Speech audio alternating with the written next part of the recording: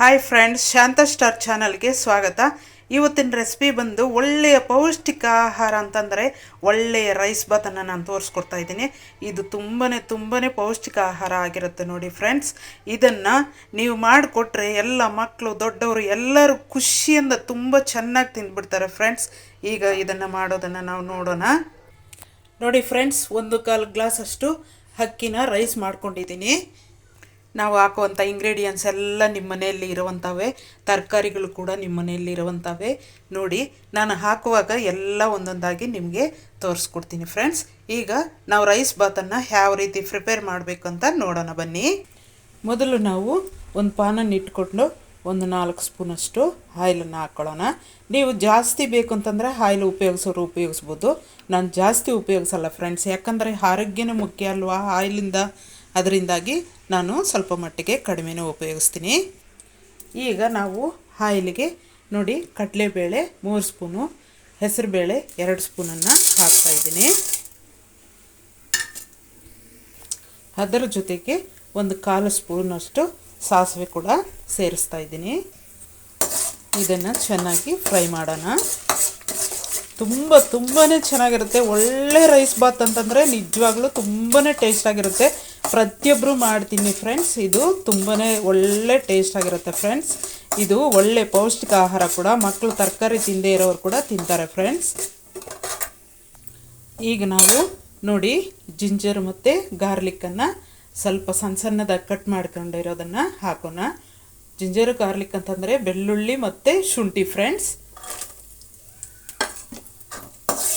ಇದನ್ನು ಒಂದು ಸ್ವಲ್ಪ ಫ್ರೈ ಮಾಡೋಣ. ಒಳ್ಳೆ ಸ್ಪೈಸಿ ಆಗಿರುತ್ತೆ ಫ್ರೆಂಡ್ಸ್ ಈ ರೀತಿ ಕಟ್ ಮಾಡಿ ಹಾಕಿದರೆ. ಈಗ ನಾವು ನೋಡಿ ಮೊದಲು ಏನು ಹಾಕ್ಬೇಕಂತಂದರೆ ಹುರುಳಿಕಾಯಿ ಸಣ್ಣದಾಗಿ ಕಟ್ ಮಾಡಿರೋದನ್ನು ಹಾಕೋಣ. ಅದರ ಜೊತೆಗೆ ನೋಡಿ ಆಲೂಗಡ್ಡೆ ಸಣ್ಣದಾಗಿ ಕಟ್ ಮಾಡಿರೋದನ್ನು ಹಾಕೋಣ.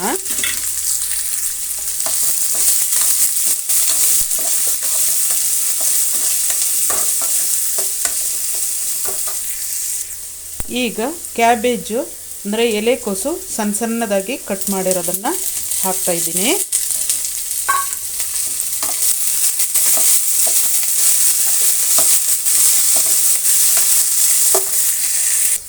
ಈ ತರಕಾರಿ ಸ್ವಲ್ಪ ಬೆಂದಾದಮೇಲೆ ನೋಡಿ ಒಂದು 2 ನಿಮಿಷ ಅಷ್ಟೇ ನಾನು ಕೈ ಆಡಿಸಿದ್ದು.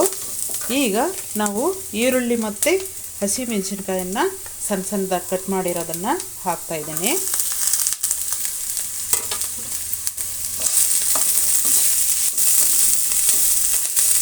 ಈಗ ಈರುಳ್ಳಿ ಕೂಡ ಒಂದು ಸ್ವಲ್ಪ ಫ್ರೈ ಆಗಲಿ ಫ್ರೆಂಡ್ಸ್.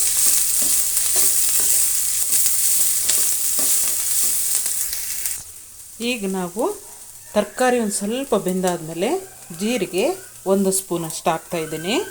ಮತ್ತು ಪೆಪ್ಪರು ನೋಡಿ ಒಂದು 1/4 ಸ್ಪೂನಷ್ಟು ದಬ್ಬೆ ಮಾಡಿರೋದನ್ನು ಹಾಕ್ತಾಯಿದ್ದೀನಿ. ಇದನ್ನು ಒಂದು ಸ್ವಲ್ಪ ಫ್ರೈ ಮಾಡೋಣ. ಈ ಟೈಮ್ನಲ್ಲೇ ಹಾಕಬೇಕು ಫ್ರೆಂಡ್ಸ್ ಜೀರಿಗೆ ಮತ್ತು ಪೆಪ್ಪರು 2. ಪೆಪ್ಪರ್ ಅಂದರೆ ಕಾಳುಮೆಣಸು ಫ್ರೆಂಡ್ಸ್. ಇದು ಒಂದು ಸ್ವಲ್ಪ ಕುಟ್ಟಿ ದಬ್ಬೆ ಮಾಡಿಕೊಂಡಿದ್ದೆ. ಈಗ ತುರಿದಿರುವಂತಹ 3 ಕ್ಯಾರೆಟನ್ನು ಹಾಕ್ತಾಯಿದ್ದೀನಿ.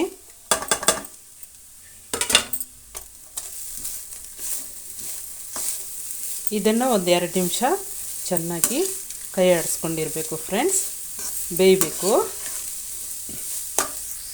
ನೋಡಿ ಕ್ಯಾರೆಟ್ ಕೂಡ ಬೆಂದಿದೆ. ಒಂದು 2 ನಿಮಿಷದಲ್ಲಿ ಬೇಯುತ್ತೆ ಫ್ರೆಂಡ್ಸ್. ಈಗ ಟೊಮೆಟೊ ಒಂದು 3 ಟೊಮೆಟೊನ ನಾನು ಸಣ್ಣದಾಗಿರುವಂಥ ಟೊಮೆಟೊನ ಹಾಕ್ತಾಯಿದ್ದೀನಿ. ಸಣ್ಣದಾಗಿ ಕಟ್ ಮಾಡಿದ್ದೀನಿ. ಈಗ ನಾನು ಉಪ್ಪನ್ನು 1.25 ಸ್ಪೂನಷ್ಟು ಉಪ್ಪನ್ನು ಸೇರಿಸ್ತಾಯಿದ್ದೀನಿ. ತರಕಾರಿಗೆಲ್ಲ ಸ್ವಲ್ಪ ಉಪ್ಪು ಸೇರಲಿ ಅಂತ ಮುಂಚೆನೇ ಸೇರಿಸ್ತಾಯಿದ್ದೀನಿ ಫ್ರೆಂಡ್ಸ್. 1 ನಿಮಿಷ ಹಾಗೆ ಕೈ ಆಡಿಸೋಣ. ಉಪ್ಪು ಹಾಕಿದರೆ ತೇವಾಂಶ ಎಲ್ಲ ಬಿಟ್ಕೊಂಡು ಸ್ವಲ್ಪ ಚೆನ್ನಾಗಿ ಬೆಂದೋಗುತ್ತೆ ಫ್ರೆಂಡ್ಸ್ ತರಕಾರಿ. ಹಾಗಾಗಿ 1 ನಿಮಿಷ ಮುಂಚೆನೇ ನಾವು ಹಾಕಬೇಕಾಗುತ್ತೆ ತರಕಾರಿಗೆ. ಈಗ ಕೊತ್ತಂಬರಿ ಸೊಪ್ಪು ನಾನು ನೋಡಿ ಅರ್ಧ ಮಾತ್ರ ಹಾಕ್ತಾಯಿದ್ದೀನಿ. ಯಾಕಂದರೆ ಫ್ಲೇವರ್ಗೋಸ್ಕರ ಕೊತ್ತಂಬರಿ ಸೊಪ್ಪು ಅರ್ಧ ಮುಂಚೆನೇ ಹಾಕ್ತೀನಿ. ಇದು ಮುಂಚೆ ಹಾಕಿದರೆ ಒಳ್ಳೆ ಸ್ಪೈಸಿ ಆಗಿರುತ್ತೆ ಫ್ರೆಂಡ್ಸ್ ರೈಸ್ ಬಾತು. ಈಗ ನೋಡಿ ತೇವಾಂಶ ಎಲ್ಲ ಹೀರ್ಕೊಂಡು ಉಪ್ಪು ಹಾಕಿದ ಮೇಲೆ ಆಯಿಲು ಮಿನ ಅಂತ ಮಿಂಚ್ತಾ ಇದೆ ನೋಡಿ ಫ್ರೆಂಡ್ಸ್. ಹೀರ್ಕೊಂಡ್ಬಿಡುತ್ತೆ ತೇವಾಂಶ ಉಪ್ಪು ಹಾಕಿದರೆ. ಈಗ ನಾವು ರೈಸನ್ನು ಕಲಸೋಣ. ನಿಮಗೆ ರೈಸ್ ಜಾಸ್ತಿ ಕಲಿಸ್ಕೋಬೇಕಂತಂದ್ರೆ ರೈಸ್ ಜಾಸ್ತಿ ಆದರೂ ಕಲಿಸ್ಕೋಬೋದು, ಇಲ್ಲಾಂದರೆ ನೀವು ಕಡಿಮೆ ಬೇಕಂತಂದ್ರೂ ಕೂಡ ಕಲಿಸ್ಕೋಬೋದು ಫ್ರೆಂಡ್ಸ್.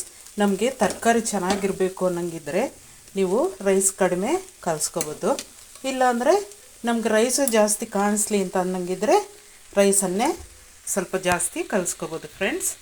ಈಗ ರೈಸ್ ಮಿಕ್ಸ್ ಮಾಡಿದ್ಮೇಲೆ ನೋಡಿ ಒಂದು ಅರ್ಧ ಸ್ಪೂನಷ್ಟು ನಿಂಬೆ ರಸ ಹಾಕ್ತಾಯಿದ್ದೀನಿ.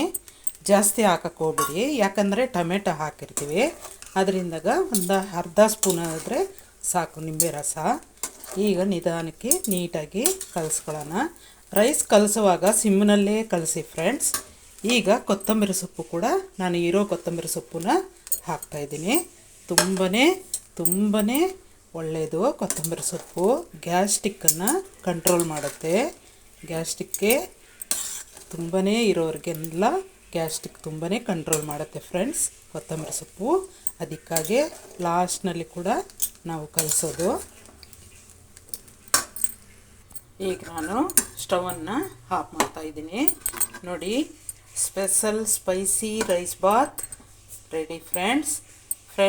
ನಮ್ಮ ಶಾಂತ ಸ್ಟಾರ್ ಚಾನಲನ್ನು ಯಾರು ಸಬ್ಸ್ಕ್ರೈಬ್ ಮಾಡ್ಕೊಂಡಿಲ್ವೋ ಅವ್ರು ಸಬ್ಸ್ಕ್ರೈಬ್ ಮಾಡ್ಕೊಳ್ಳಿ, ಶೇರ್ ಮಾಡಿ, ಕಮೆಂಟ್ ಮಾಡಿ, ಲೈಕ್ ಮಾಡಿ ಫ್ರೆಂಡ್ಸ್.